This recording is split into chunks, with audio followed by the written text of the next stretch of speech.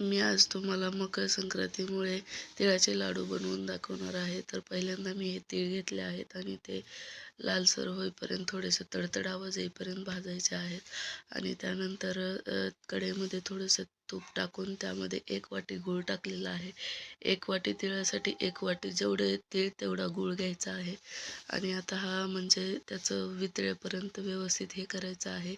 आणि आपल्याला पूर्ण पाक बनवायचा नाही आहे. तर हे बघा, वाटीमध्ये थोडंसं पाणी घेऊन त्यात ते टाकून अशी एकदम मऊसूत गोळी झाली पाहिजे, दबली पाहिजे ती, असं एकदम खडा नाही झाला पाहिजे.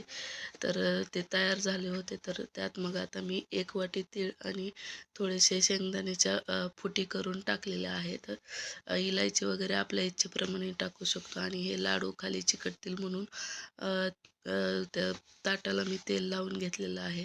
आणि हे बघा, अशा प्रकारे आपलं मिश्रण तयार झाले आहे. आणि मी हा चिक्कीचा गूळ वापरलेलाच नाही, हा मी आपला देशी जो गूळ, काळा गूळ असतो त्याच्यातच बनवलेला आहे. चिक्कीचा गूळ चांगला नसतो, त्याच्यामुळे हा आपला देशी गुळामध्येच मी बनवलेला आहे. तर बघा, अशा प्रकारे लाडू तयार होत आहेत माझे. जर रेसिपी ट्राय करून बघा, कारण आता मकर संक्रांती आली आहे. तर हे बघा, माझे एवढे 20 ते 25 लाडू झाले होते. आणि माझे व्हिडिओ आवडत असेल तर प्लीज सबस्क्राईब करा.